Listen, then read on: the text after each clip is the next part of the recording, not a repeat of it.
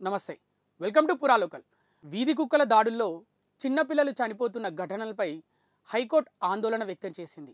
వరుసగా ఇలాంటి సంఘటనలు జరుగుతున్నా ప్రభుత్వానికి ఓ విధానం అంటూ లేకపోవడం ఏమిటని ప్రశ్నించింది. కేవలం పరిహారం చెల్లించి చేతులు దులుపుకుంటామంటే కుదరదని, ఇలాంటివి భవిష్యత్తులో చోటు చేసుకోకుండా చర్యలు తీసుకోవాలని నిర్దేశించింది. గతేడాది ఫిబ్రవరి 19న అంబర్పేటలో 4 ఏళ్ల బాలుడు ప్రదీప్, తాజాగా జూన్ 28న పటాన్ చెరువులో బీహార్ వలస కూలీల కుటుంబానికి చెందిన 6 ఏళ్ల బాలుడు విశాల్ కుక్కల దాడిలో చనిపోయిన ఘటనలపై వచ్చిన కథనాలను హైకోర్టు సుమోటోగా స్వీకరించింది. Chief justice Alok Aradhe, justice Anil Kumar ధర్మాసనం ఈ పిటిషన్లపై మరోసారి విచారణ చేపట్టింది. ఇదే అంశానికి సంబంధించి Anupam Tripathi versus union of India కేసులో సుప్రీంకోర్టు ఇచ్చిన సూచనలను ఎంతవరకు అమలు చేస్తున్నారో వివరించాలని రాష్ట్ర ప్రభుత్వం, జిహెచ్ఎంసీ, పోలీస్ శాఖ ఇతరులకు నోటీసులు జారీ చేసింది. తదుపరి విచారణ ఈ నెల 10కి వాయిదా పడింది.